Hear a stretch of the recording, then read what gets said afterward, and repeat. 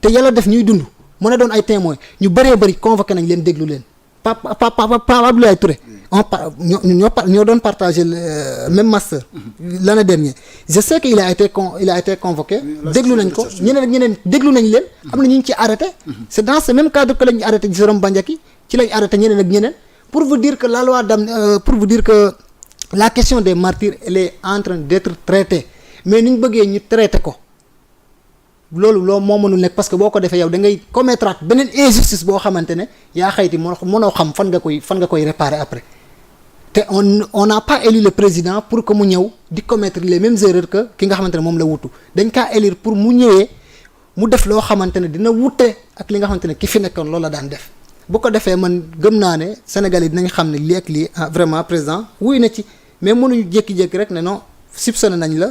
Bachir yow yoroon nga Kalachnikov sur les événements de mois de mars 2021 donc fi nga doon intervenir am na ku fa dee yow yaa ko rek déedéet il faut des enquêtes sérieuses gis nga la xewoon Rwanda toog nañ li ma 30 ans yoo xamante ne ba léegi ba kiiwul mënuñ élucider définir ñi nga xamante ne ñooy les vrais meurtriers de cette guerre civile là kon au Sénégal tamit bien vrai que c'est pas pareil mais 80 personnes fu ñu faatu boo ko bëggee lijjanti faw nga ànd ak sérénité bu mat sëkk lucidité bu mat sëkk mais aussi bàyyi justice mu def liggéeyam mu bañ a doon sur pression de qui que ce soit wala d'une minorité de personnes wala leneen. mais au niveau de Pastef gis nga ils ont allé jusqu'à traiter le président de la République de trahison noonu la ñu ko waxee du samay kàddu suñu kàddu la tey jii yow mi nekk ci wetam président nekk chargé de mission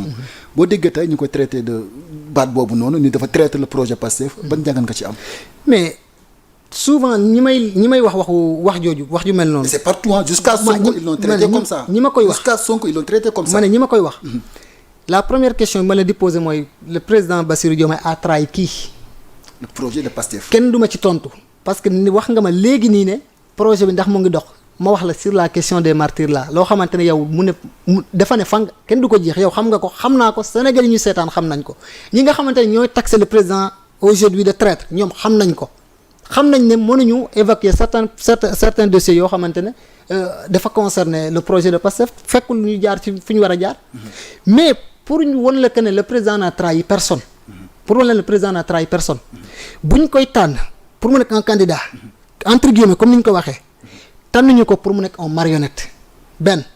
tànnuñu ko pour mu nekk un président boo xamante ne day nekk à la merci d'un parti politique tànnuñu ko tamit pour mu nekk quelqu'un boo xamante ne daf fiy nekkal benn minorité mais dañ kaa tànn pour mu gérer un pays et qui parle de gestion de pays parle de l'inclusion parle de fédération de tout le monde kon président bu ñu ko tànnee mu woote jàmm ci yaram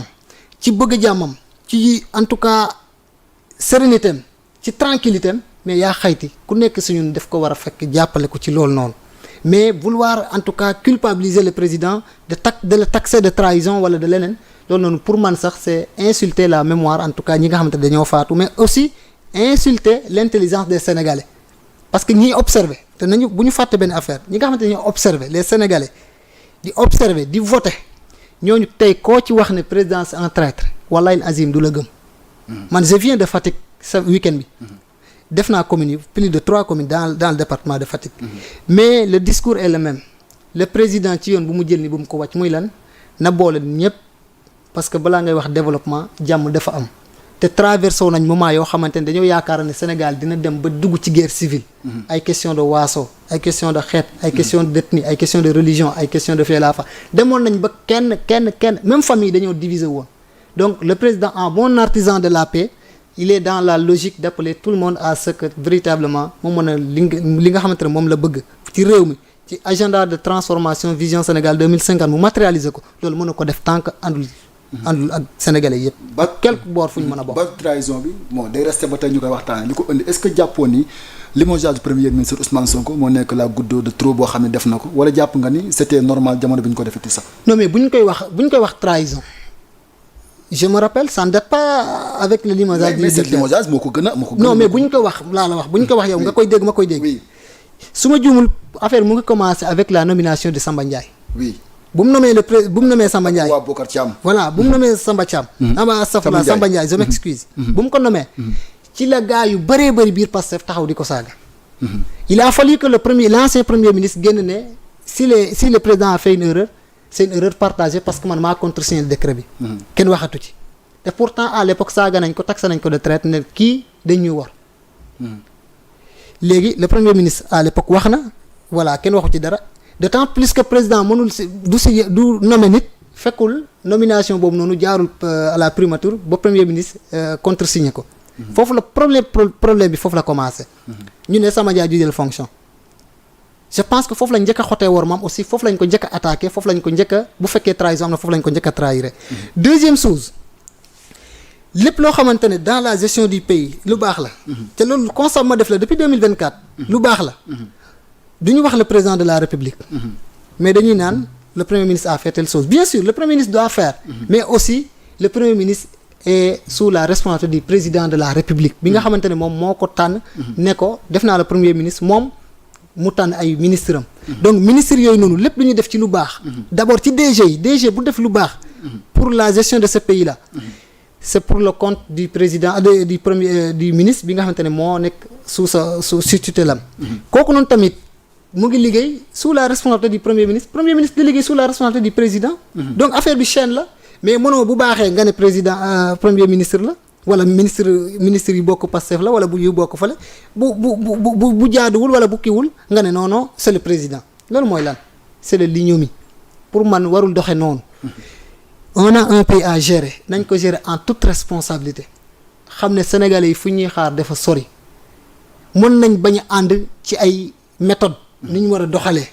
mais na nga xam ne problème bi nga xamante ne moo xew tey opposer le président de la République ak ñenn ci parti Pastef parce que du ñëpp y a beaucoup des centaines de militants et des leaders dans Pastef yoo xamante ne la vision du président dañ kaa épouser te dañ ko ciy jàppale mais bu ñu demee nag ba problème am mu nekk un problème boo xamante ne du question de li nga waroon doxaloo ko mais ni nga koy doxalee moom laa bëggul mais yaa xeeti loolu dañ koy waxtaanee ñu régler ko. le président annoncé na la création de son parti. yow est-ce que Coumba Ndoffène Diouf mën nañ xaar tey gannaaw bu ñu la seppee ci groupe Pastef yi nga rejoindre li nga xam ne mooy la coalition Diomaye. non mais président. nee naa la ci lépp lu mu dugg. man dama ciy dugg. ci lépp lu mu dugg laa la wax. dama ciy dugg ma jàppale ko. non seulement c'est un frère de parti. deuxième chose man président bokk na dans waxuma la feneen de mais dans Pastef. bokk na si ñi nga xamante ne man saa yu ma gisoon dara lu ma waroon wax. wala lu ma yaakaaroon ne normal wala li ñu waroon def. saa yu ma ko messagé même Facebook saa yu ma ko messagé mu tontu ma. kon kooku c'est quelqu'un boo xamante ne dama kaa xam. mais aussi ci yaram ak dalam ak bëgg réew mi. bu décidé ne dafay créer parti. après Fatou Kiné Diakhaté je suis le militant numéro 2 de son parti bu fekkee lancé na ko te dinaa ci ànd ak ñi nga xamante ne ce sont des vrais patriotes bëgg réew mi ñu jàppale le président mu réussir mission.